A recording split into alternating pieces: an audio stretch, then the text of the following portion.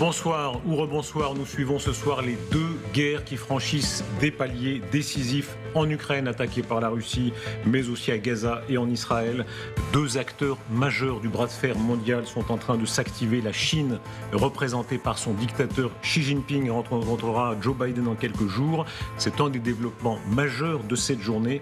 Quant à la Russie, elle poursuit l'occupation de l'Est de l'Ukraine. On est au jour 625 de cette guerre. L'Ukraine qui contre-attaque en frappant des navires russes. Kiev espère aussi accélérer son adhésion à l'Union européenne. On entendra dans quelques instants le président Charles Michel à ce sujet. Vous êtes avec nous, Alexander Makogonov, porte-parole de l'ambassade de Russie en France. Bonsoir. Bonsoir. Un mot d'abord sur cette situation militaire.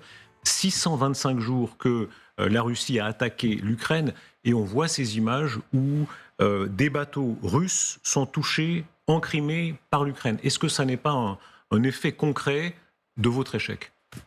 C'est pas du tout un effet concret de notre échec. C'est les images que vous voyez sont présentées par les partis ukrainiens. Donc là, il faut d'abord vérifier leur véracité et puis voir à quel point les dégâts sont importants ou pas. Donc là, c'est un principe, c'est rien. C'est tellement un épisode, juste un petit épisode de tout ce qui se passe en général en Ukraine. Ça n'est pas vraiment rien. Votre marine est forcée même d'aller se réfugier. Quand on se remémore février 2022 et qu'on voit les résultats aujourd'hui, on se dit quand même que vous êtes très loin de vos objectifs. Nos objectifs sont tellement importants et tellement globaux que nous sommes justement sur la voie de les atteindre. Donc là, l'opération militaire spéciale continue et tôt ou tard, ces objectifs seront atteints, soit par la voie militaire, soit par la voie diplomatique. Mais puisque la diplomatie n'est pas encore au rendez-vous, l'opération continue. Ça veut dire quoi, la voie diplomatique ? À votre place tout à l'heure, il y avait Salomé Zourabichvili, la présidente de la Géorgie, qui disait, c'est la première fois que j'entendais ça aussi clairement, à la fin il y aura une négociation, mais il faudra que ça comprenne tous les territoires occupés illégalement par la Russie, y compris en Géorgie. Cette formule, territoire occupé illégalement par la Russie, n'est plus d'actualité. Donc ça, en principe, ça n'a jamais existé, mais bon, là maintenant, c'est pas du tout vrai parce que ces territoires sont désormais la Russie. C'est le droit international. Non, mais c'est le droit international. Exactement, c'est le droit international. Ah, qui est contre vous. Non.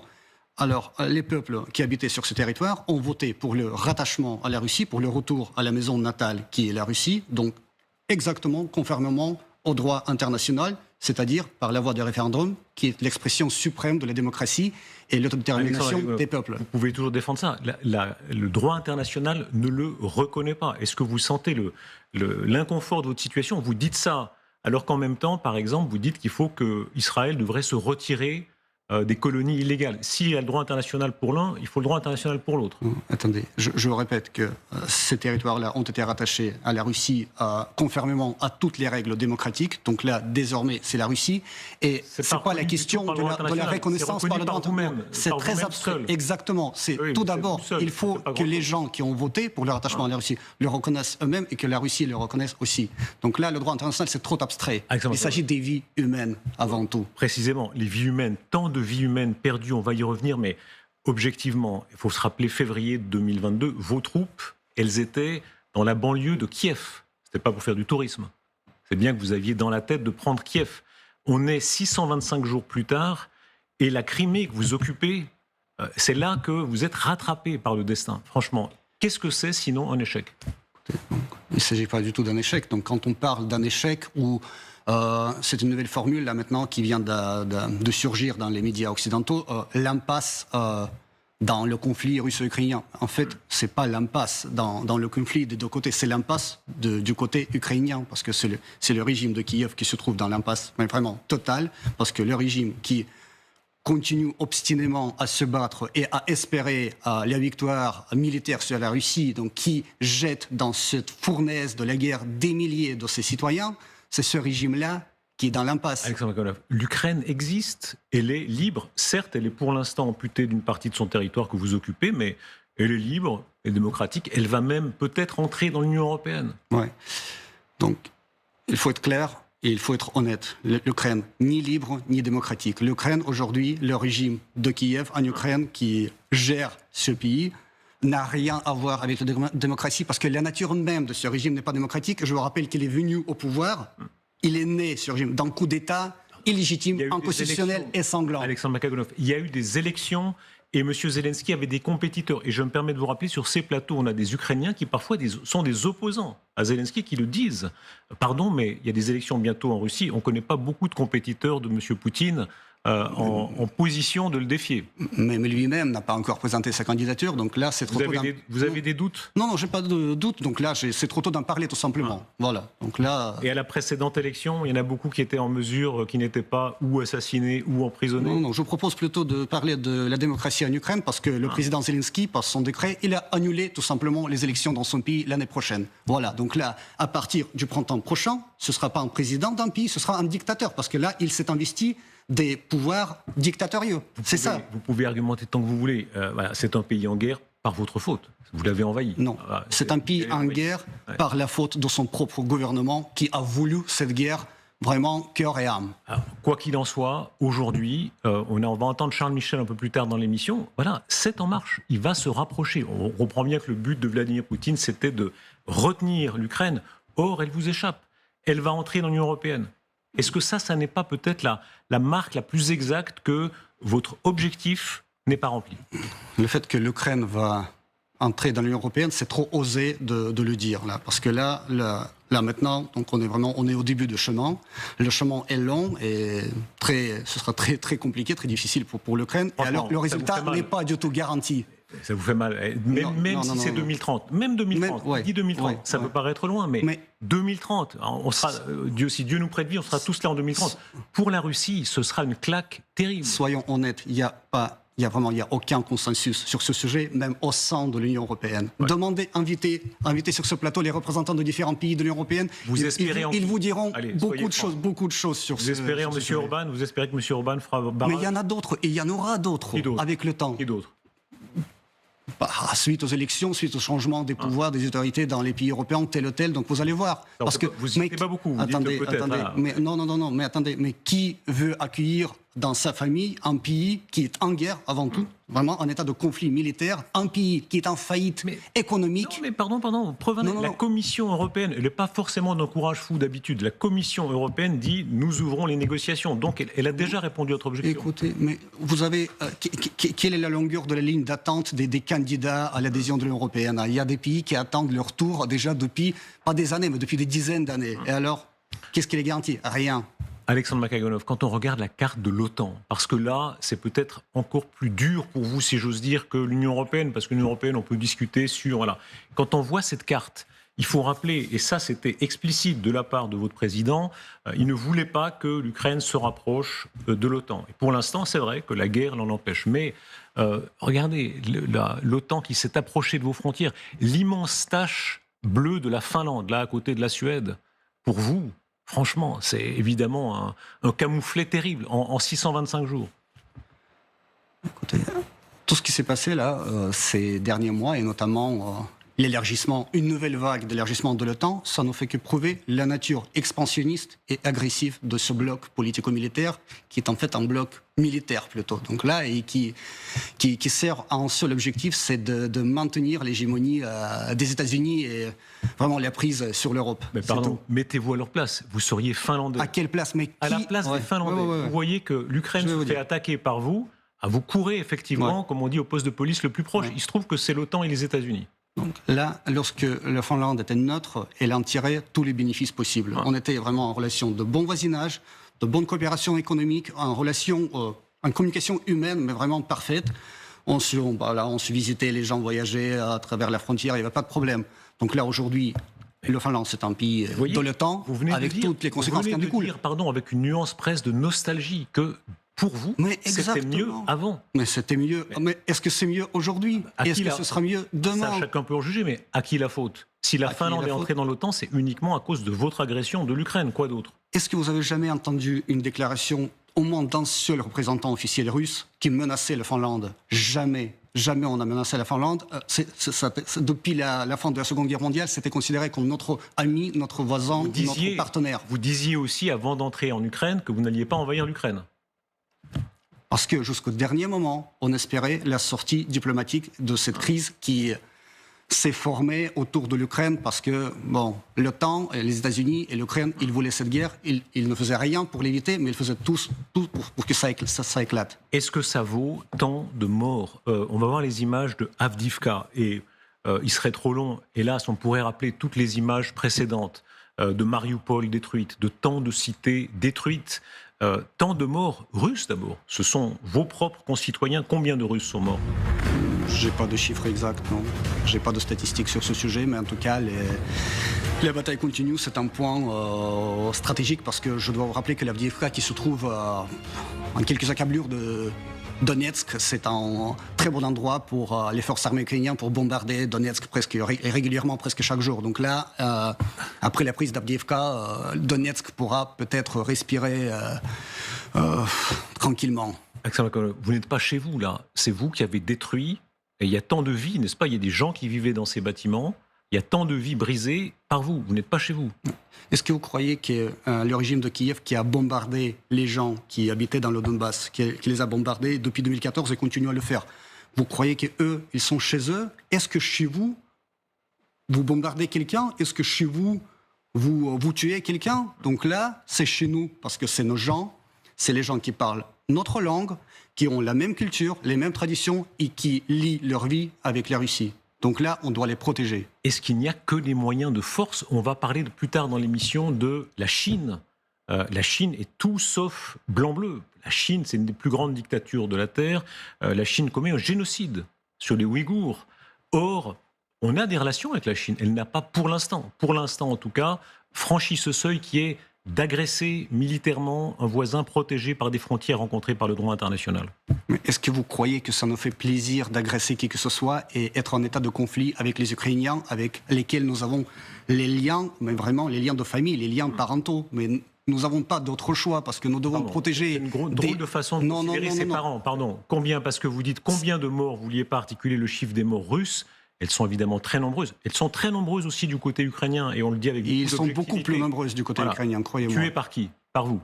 Ils sont tués, ces gens-là, ces pauvres Ukrainiens, par le propre régime que, je répète, les jette dans ce bourbier, dans cette fournaise de la guerre, sans compter les vies. Parce que là, il faut bien satisfaire les appétits géopolitiques de leurs sponsors, et notamment des États-Unis et compagnie. Mais les États-Unis, bien sûr, c'est une démocratie impériale. Toutes les puissances sont impériales, mais on voit bien, je le répète, que la Chine, par exemple, elle joue son jeu de façon beaucoup plus habile. Elle n'est pas dans cette guerre de type primitif. Est-ce que vous payez ce prix-là? On paye le prix de l'ingénierie géopolitique des États-Unis qui provoque qui sème le chaos dans le monde, qui provoque les conflits là où ils peuvent le faire, qui veulent à tout prix maintenir leur hégémonie mondiale et qui agissent depuis déjà des décennies selon la seule et même formule: diviser pour mieux régner. Donc là, l'Ukraine, qui était notre voisin, qui était notre ami, qui était notre frère, sœur, tout ce que vous voulez, là, aujourd'hui, on est en conflit avec ce pays-là et avec ces gens-là. Alexandre Makaganov, on revient à la carte qu'on voyait avant. Comment est-ce que vous expliquez que tous ces peuples, ce sont ces peuples? Il n'y a pas de révolution en Finlande, il n'y a pas de révolution pour rejoindre la Russie, il n'y a pas de révolution pour quitter l'OTAN. Que tous ces peuples aient envie de vivre, effectivement, sous le parapluie en grande partie américain et pas sous le vôtre.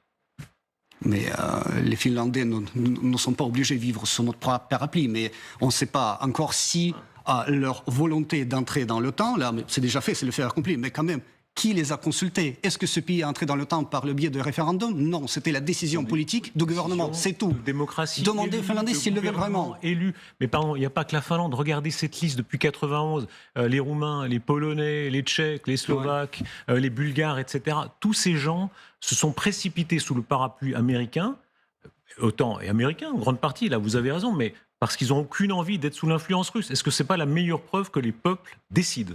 Mais qu'est-ce que ça veut dire, l'influence russe? Personne ne veut les influencer. Nous voulons vivre sur notre continent en paix, en amitié, en bon voisinage.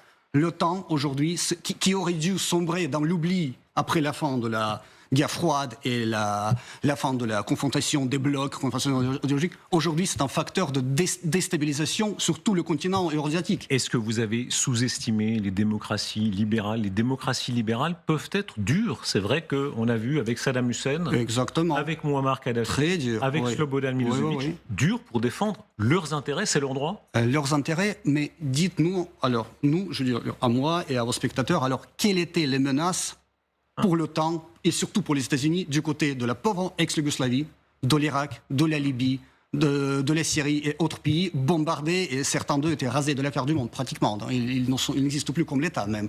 Donc là, qui a été rasé de la carte du monde?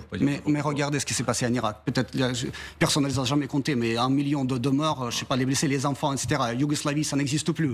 Alors là, à Libye, l'État libyen, c'est en crise, donc là, on ne sait pas même comment ça va se restaurer. Parlons de l'Irak. Est-ce que ça n'est pas la meilleure preuve contre vous? C'est-à-dire, les États-Unis d'Amérique ont mené une guerre d'agression en Irak. Guerre d'agression. C'est une aventure militaire pure. Comme vous, et les guerres d'agression, est-ce qu'elles ne finissent pas toujours mal? C'est-à-dire, on se fait haïr. Vous vous êtes fait haïr, comme les Américains, par une guerre d'agression.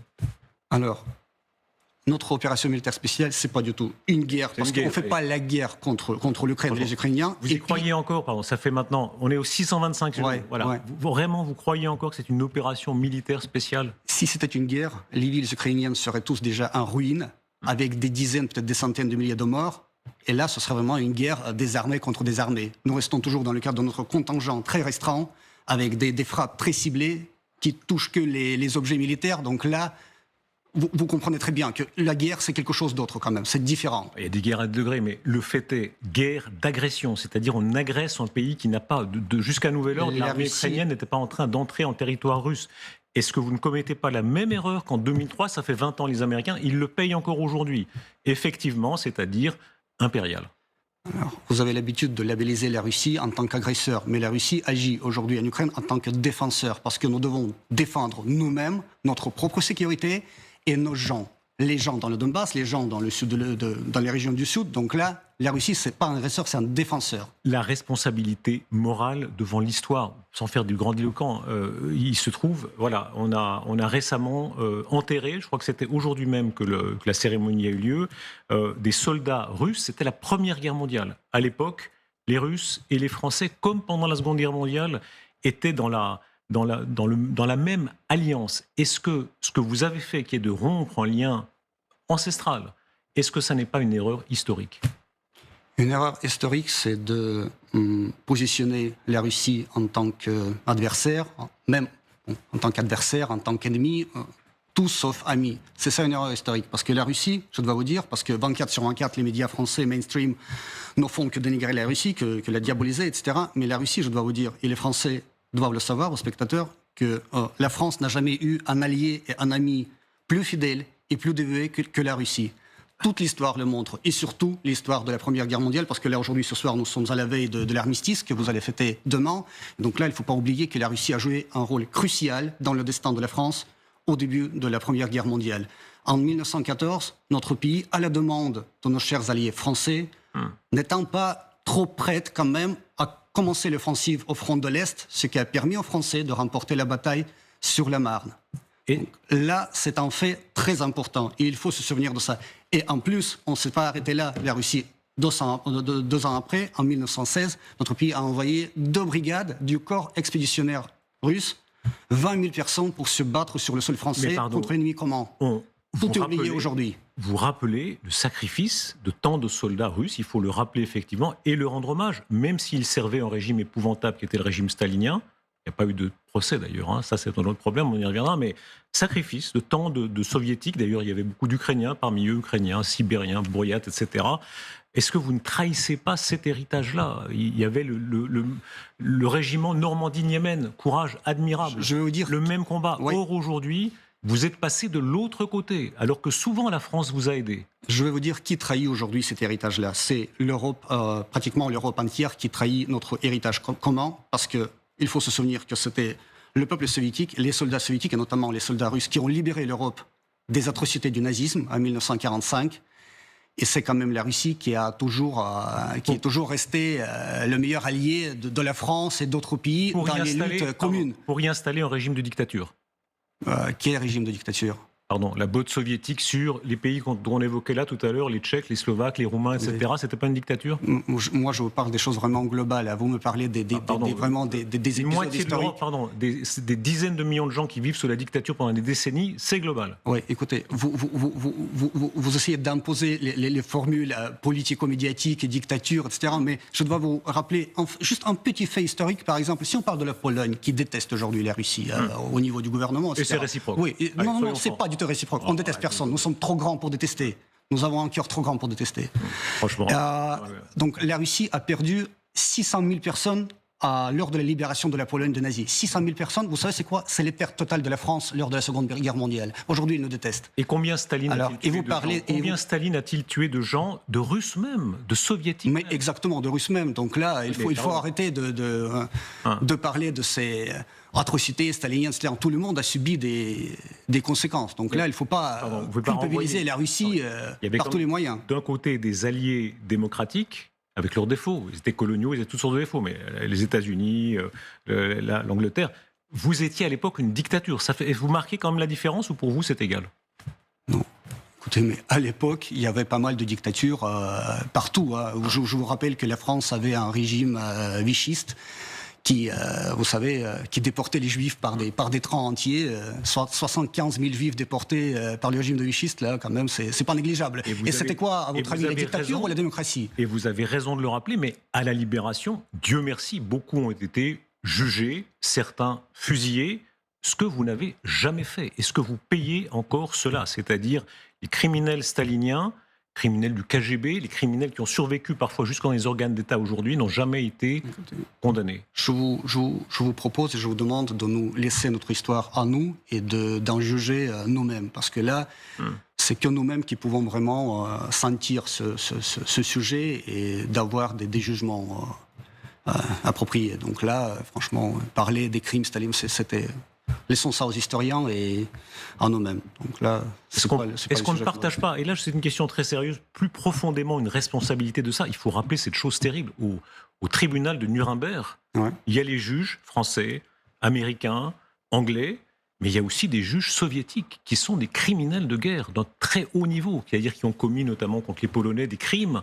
Et là, la charge, elle est aussi à celle des Occidentaux qui ont fermé les yeux en réalité, alors qu'on avait là affaire à un régime qui, comme le régime nazi, a massacré à cette échelle-là. Je ne sais pas comment vous osez, devant des milliers de spectateurs, appeler les soviétiques de l'époque, surtout les criminels de guerre. Là. Les soviétiques le gouvernement. Et ces juges-là, ces procureurs du tribunal de Nuremberg. Ce gouvernement-là a libéré la moitié de l'Europe, pratiquement toute l'Europe, en fait, parce que là, c'est le fait historique, vous pouvez pas le nier. Alors là, franchement, en utilisant ce genre de formule, ces gens-là, ils se discréditent eux-mêmes. Donc là, je vous propose de Alexandre Makaganov, vous êtes maître de vos formules à vous, mais ce qu'on vient de voir comme échange, est-ce que ce n'est pas révélateur d'un fossé? En réalité, vous ne regrettez pas ce temps-là. Ça paraît, pour nous, inouï. Pardon, c'était un régime qui a massacré des centaines de milliers de malheureux, des innocents qu'on a déportés.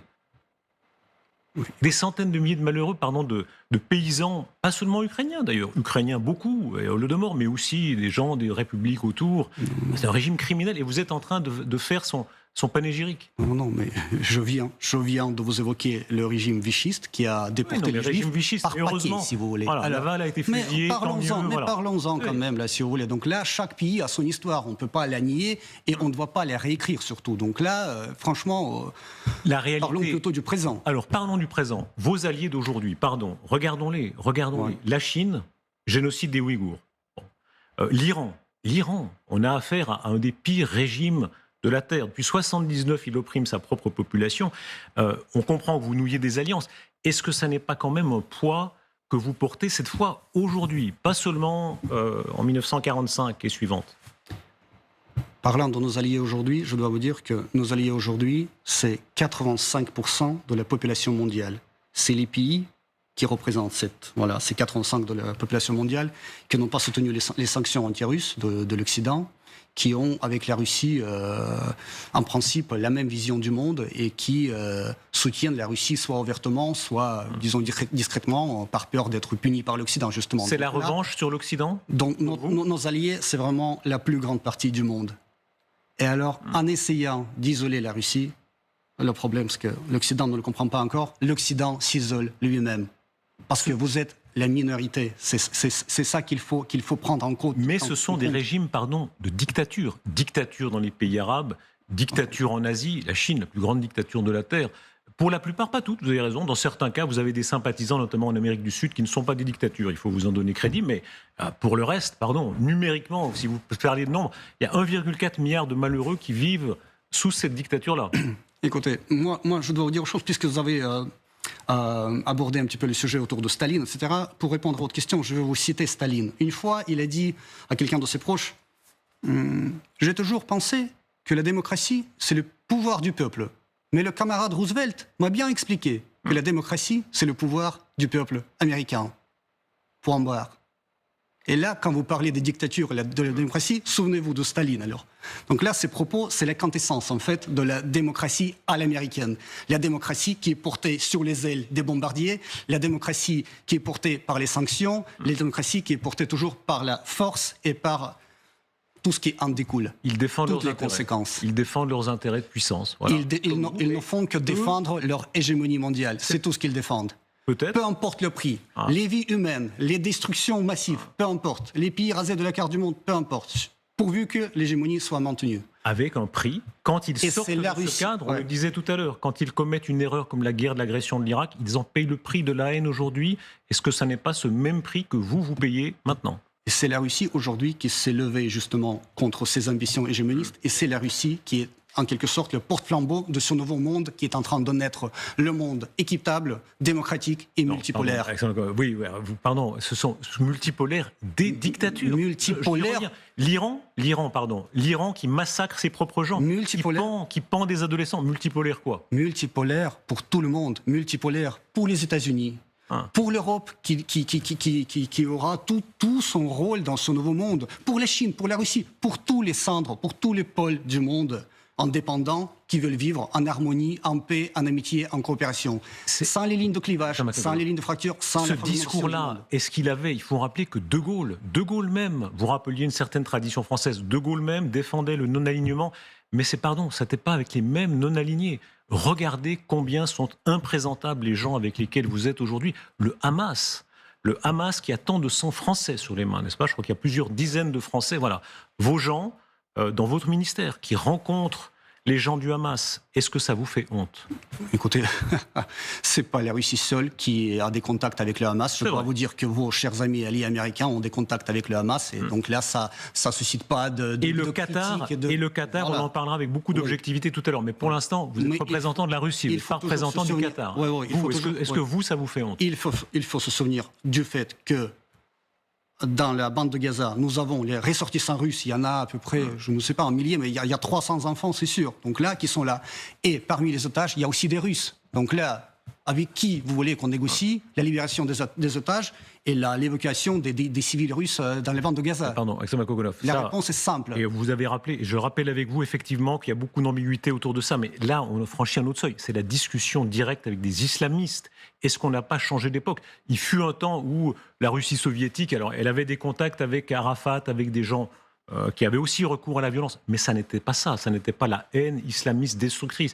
Est-ce que ça ne montre pas que vous êtes maintenant sans foi ni loi ?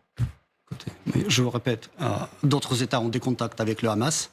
Même l'État d'Israël avait des contacts dans le passé avec le Hamas, des contacts politiques. Donc là, il n'y a rien d'extraordinaire dans ces contacts. Il ne faut pas vraiment gonfler ce sujet et en faire toute une histoire. Est-ce que ça a encore un sens d'avoir des liens ? Tout à l'heure, avec Salomé Zourabi-Juillet, on posait simplement la question des relations diplomatiques.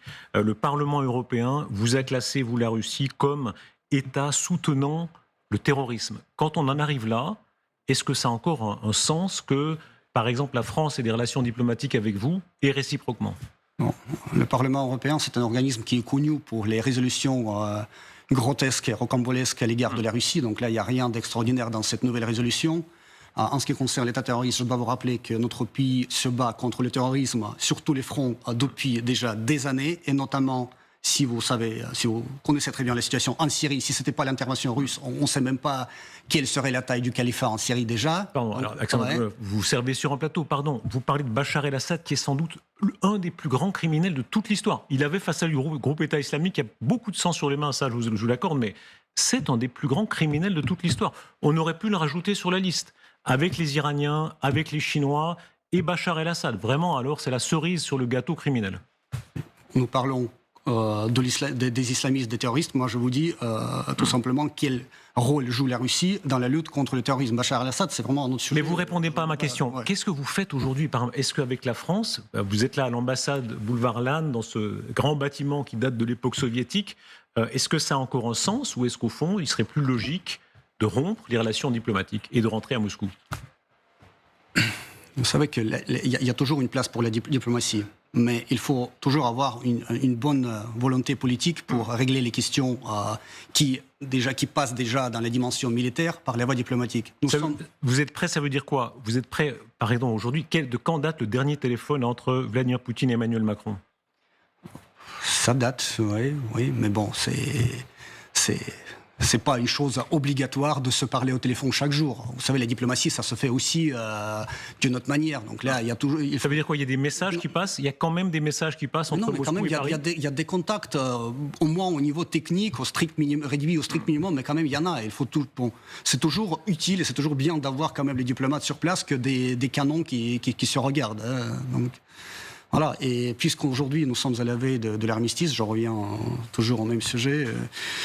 Je vais vous citer cette fameuse phrase de Georges Clemenceau, qui était pendant la Première Guerre mondiale le chef du gouvernement français. La guerre, c'est une chose trop grave pour la confier à des militaires. Donc là, il y a toujours une place pour la diplomatie, peu importe, au début de la guerre, pendant la guerre, après la guerre, mais surtout pour éviter la guerre.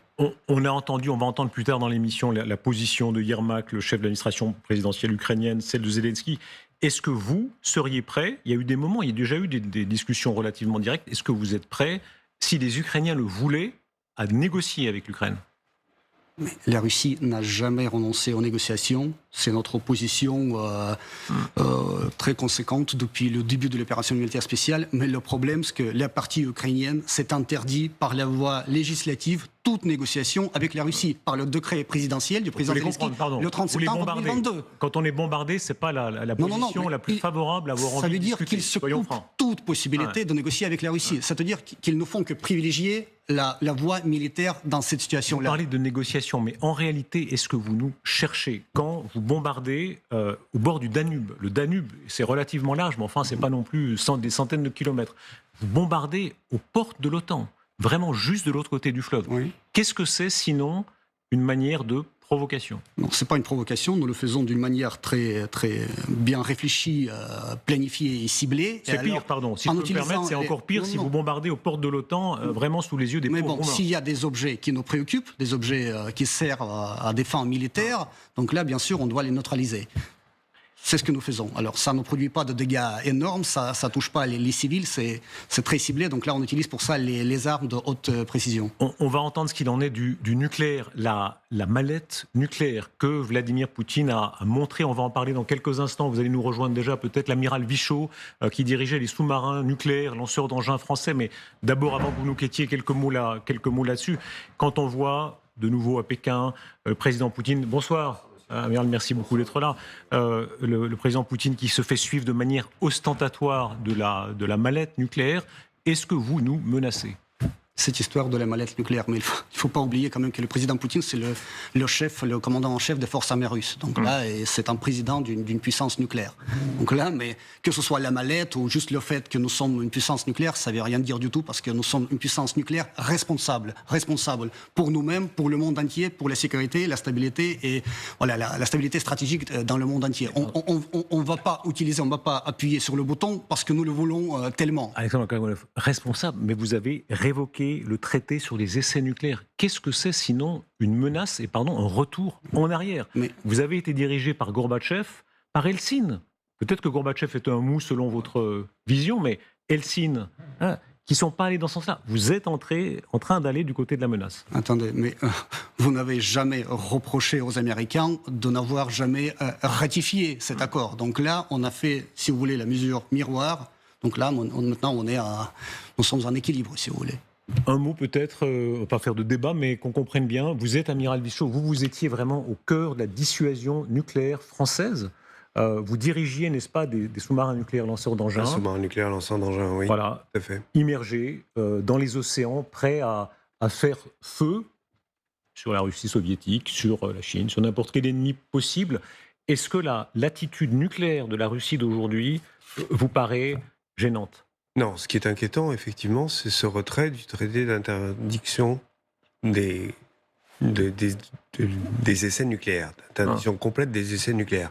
Rappelons que la France, elle, a signé et ratifié ce traité, et que nous avons complètement démantelé nos installations dans le Pacifique, d'ailleurs, que j'ai eu l'honneur de commander pendant un moment.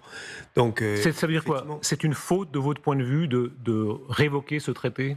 C'est pas une faute. Je me permettrai pas de critiquer un choix politique. Je dis que ça manifeste de la part des Russes la volonté d'entretenir leur puissance nucléaire et de le montrer. Et peut-être c'est aussi un constat qu'ils n'ont pas ils ont peut-être besoin aujourd'hui de faire un essai nucléaire pour que leur force nucléaire reste performante et évaluée comme telle par leurs adversaires. Ça, c'est autre chose. Mais c'est un signe symbolique qui ne va pas dans le sens du désarmement universel. Un mot encore, vous portez, et demain, ici à LCI, on portera aussi cet œillet, le bleuet à la boutonnière, le bleuet qui fait mémoire des morts de la Première Guerre mondiale. De tous les morts. De tous les morts, des guerres. Aujourd'hui, votre regard, et on ne va pas encore une fois faire un débat, mais votre regard sur la guerre d'agression que la Russie a menée contre l'Ukraine depuis maintenant 625 jours. Non. En tant que citoyen français, moi je déplore une guerre d'agression contraire de la part d'une puissance, comme monsieur l'a souligné, membre du Conseil de sécurité des Nations Unies, qui, adoptant la Charte des Nations Unies, s'est interdit toute guerre d'agression. Il s'agit clairement d'une guerre d'agression d'un autre pays voisin. Bon voilà, point. Maintenant, je ne suis pas politique, moi je suis ici pour mon expérience militaire, et donc je me garderai bien de me prononcer de ce côté-là. Et on va y venir. Je suis est hostile à toute guerre d'agression.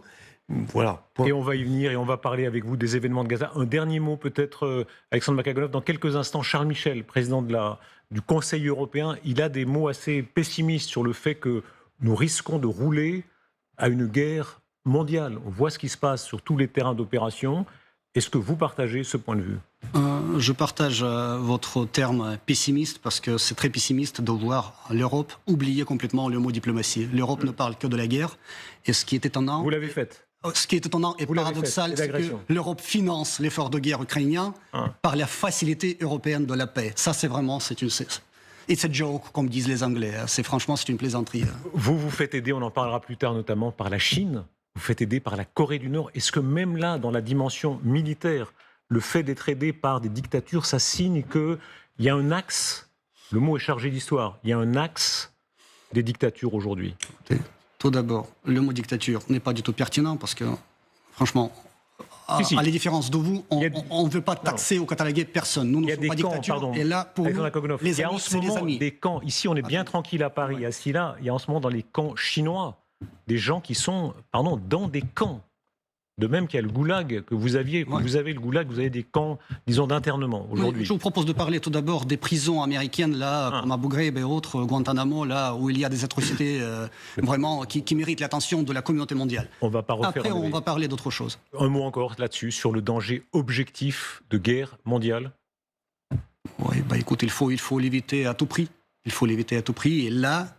je reviens au même sujet. Nous sommes à la veille de l'armistice de la Première Guerre mondiale. Donc là, à ces dates-là, il faut toujours se souvenir comment les guerres mondiales commencent. La Première Guerre mondiale a commencé par un seul coup de fusil, un seul coup de pistolet, excusez-moi. Là, maintenant, nous sommes dans un conflit où encore de nouvelles armes arrivent. Jusqu'au quand? Quelles sont les lignes rouges? Quand et comment vous allez vous arrêter? Alexandre Makaganov, on a entendu une diversité des points de vue. On verra plus tard dans l'émission ce qui se passe évidemment au Proche-Orient. Merci d'avoir été notre invité. On continue avec vous, Amiral Vichot. D'abord sur ce qui est en train de